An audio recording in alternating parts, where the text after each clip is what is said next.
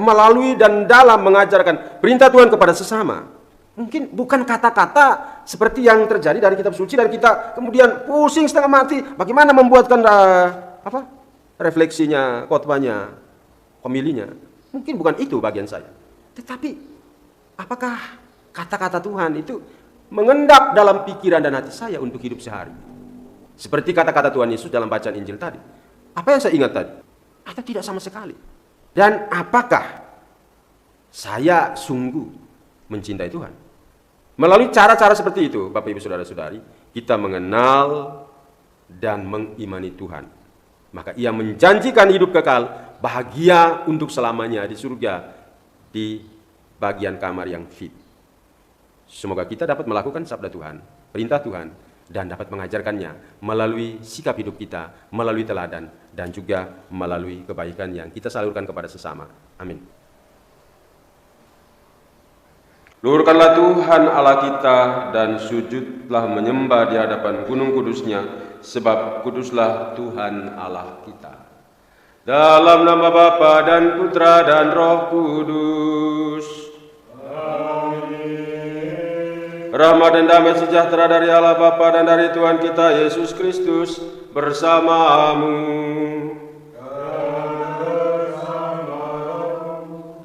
Selamat pagi. Bapak Ibu Saudara-saudari yang terkasih dalam Kristus, baik di Kapel Yesus Gembala Baik maupun Bapak Ibu Saudara-saudari yang sedang mengikuti perayaan Ekaristi melalui live streaming Komsos Yesus Gembala Baik. Salam sehat, Tuhan memberkati kita semua. Bapak Ibu Saudara-saudari, Tuhan meminta kita melalui Nabi Elia agar tidak mendua hati, tetapi mencintai Allah, mengimani Allah seutuhnya bahwa Dialah yang menguasai kehidupan kita. Dialah yang senantiasa ada bersama kita. Maka melalui pengalaman Nabi Elia yang mengalahkan 450 Nabi Baal, mau mengajarkan kepada kita bahwa Tuhan senantiasa berjalan bersama kita. Tuhan Yesus meminta kita agar kita melakukan dan melaksanakan perintah Tuhan. Perintah Tuhan dalam hidup kita jumpai dalam sabda Tuhan. Kita jumpai dalam kehidupan bersama di dalam kehidupan menggereja. Sadar bahwa kadang kita kurang memperhatikan perintah Tuhan dan kurang melakukannya dalam hidup kita, maka marilah pada awal perayaan ini kita mohon ampun kepada Tuhan. Bapak Ibu Saudara-saudari, salam jumpa, salam sehat untuk kita semua.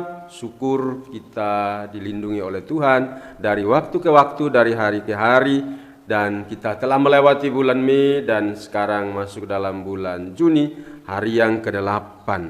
Berkat-berkat Tuhan sungguh nyata kita alami. Bapak Ibu Saudara-saudari, kalau mendengarkan dua bacaan ini, khususnya bacaan pertama yang panjang tetapi sungguh luar biasa menegangkan. Elia seorang diri berhadapan dengan 450 Nabi Baal di atas Gunung Karmel. Elia mengandalkan Yahweh Allah dan 450 Nabi mengandalkan Baal. Maka Nabi Elia tidak mengandai-andai apakah Tuhan menyertai dia bersamanya. Karena Nabi Elia, dia sungguh percaya bahwa Allah yang hidup penuh kuasa menyertai bersama dengan dia. Karena itu kita mendengar dalam bacaan pertama, ia begitu yakin bahwa Tuhan yang ia imani, Tuhan yang ia percayai, Tuhan yang kepadanya siang malam ia menyebut namanya, hadir dalam hidupnya. Maka Nabi Elia percaya, dan apa yang terjadi yang kita dengar dalam bacaan pertama tadi. Sedangkan para Nabi Baal percaya pada angan-angan belaka bahwa semakin Baal dipanggil dengan lebih keras, ia akan segera datang. Dan apabila suara mereka belum menggerakkan kedatangan Baal, maka mereka justru berjingkrak-jingkrak. Berjingkrak itu apa ya? Itu seperti berjingkrak lalu mengelilingi apa? Mengelilingi mezbah. Dan yang terjadi itu juga belum ada tanda-tanda. Belum ada tanda-tanda. Maka apa yang harus dibuat oleh mereka? Biasanya dalam bacaan pertama juga dikatakan, kebiasaan mereka itu menorehkan tubuhnya dengan pedang dan tombak. Jadi melukai diri, lalu keluarlah darah. Dan itu untuk memancing kedatangan Baal. Tapi ternyata tidak ada tanda-tanda. Semakin mereka keras berteriak, semakin angan-angan kesia-siaan mereka, semakin menyesatkan mereka, menjauhkan mereka dari Allah Yahweh.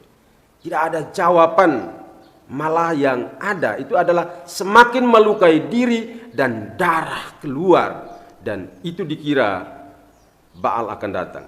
Ternyata tidak. Sementara kita mendengar Elia berdoa dengan sikap rendah hati, memohon agar bangsanya percaya dan bertobat. Jadi percaya dan bertobat. Maka turunlah api dari Allah, membakar habis persembahan, lembu itu, bahkan kayu-kayu dan air juga itu dihabisi, dijilat habis. Dan umat yang menyaksikan mujizat luar biasa itu, mereka berseru, Yahweh dialah Allah, Yahweh dialah Allah, Yahweh dialah Allah. Bapak ibu saudara-saudariku yang terkasih dalam Kristus, kita dapat belajar banyak dari sikap 450 Nabi Baal dan sikap Nabi Elia, untuk melihat dan merefleksikan hari-hari hidup kita yang penuh dengan gerakan dan suara fisik untuk mencari dan mencari Tuhan berkali-kali. Tapi apabila Tuhan kita yang kita cari kita tidak kenal, masa Ia mau datang dan melihat sikap dan gerakan-gerakan kita sebagai manusia religius di dunia ini? Penting sekali, Bapak Ibu Saudara-saudari, apakah saya, Anda, kita semua cukup mengenal Tuhan yang kita imani? Apakah kita mengenal Tuhan yang kita imani? Kita pun mesti belajar untuk jujur dengan apa yang kita lakukan di hadapan Tuhan, di tempat ibadah, di dalam gereja ketika kita berdoa. Apakah saya cukup rendah hati ketika saya berdoa memohon kepada Tuhan seperti Nabi Elia, agar sikap tobat saya itu yang diolah lebih dulu, agar saya menyadari kerapuhan, kelemahan saya. Itu makanya dalam setiap perayaan Ekaristi yang kita awali adalah tanda salib, salam, lalu sebelum doa pembuka itu apa? Tuhan kasihanilah kami. Saya mengaku, menyadari diri lebih dulu.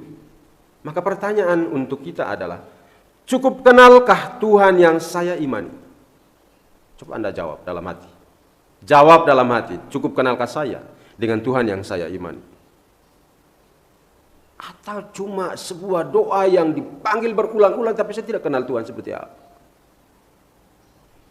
Kalau itu sudah dijawab, maka pertanyaan yang kedua, seperti apa saya mengenal Tuhanku dan Allahku yang setiap waktu, setiap jam saya panggil namanya?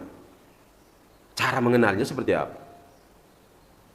Bapak Ibu Saudara-saudari, Tuhan Yesus yang kita imani hari ini mengajari kita untuk duduk di tempat yang tertinggi atau terendah di dalam surga.